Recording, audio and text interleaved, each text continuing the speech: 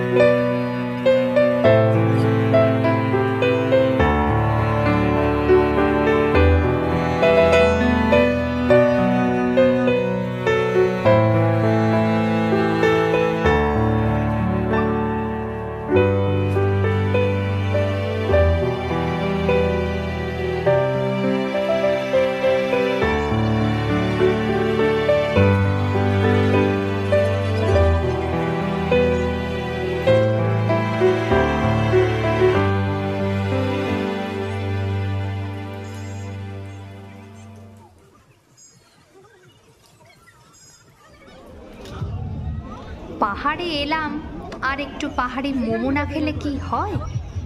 তাই আমরা সবাই মিলে বসে পড়লাম এক দিদির কাছে মোমো খাওয়ার জন্য। আশেপাশে কাগজে ফুল আর দূরের পাহাড়, সামনে রয়েছে ঘন কুয়াশা ঘেরা সবুজ বন, অপূর্ব সুন্দর। তাই দেখতে দেখতে আমরা শুরু করলাম মোমো খাওয়া।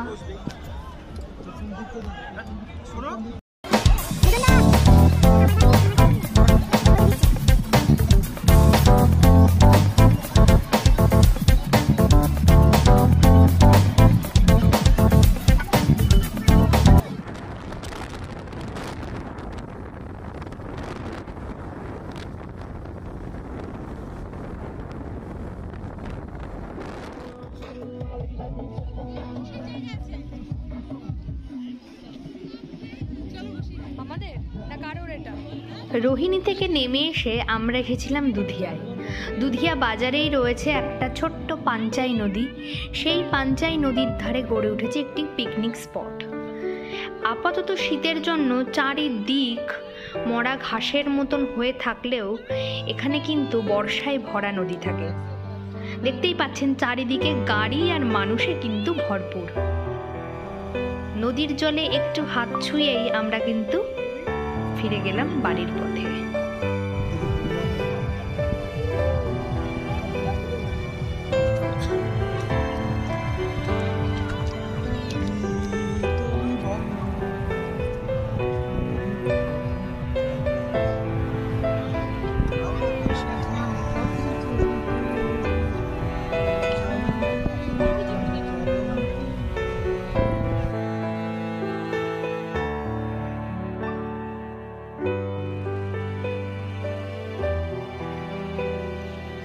বাড়ি ফেরার পথের সামনের টকটকে লাল সূর্য যেন আমাদের দিনটির সৌন্দর্যকে সম্পূর্ণ করল।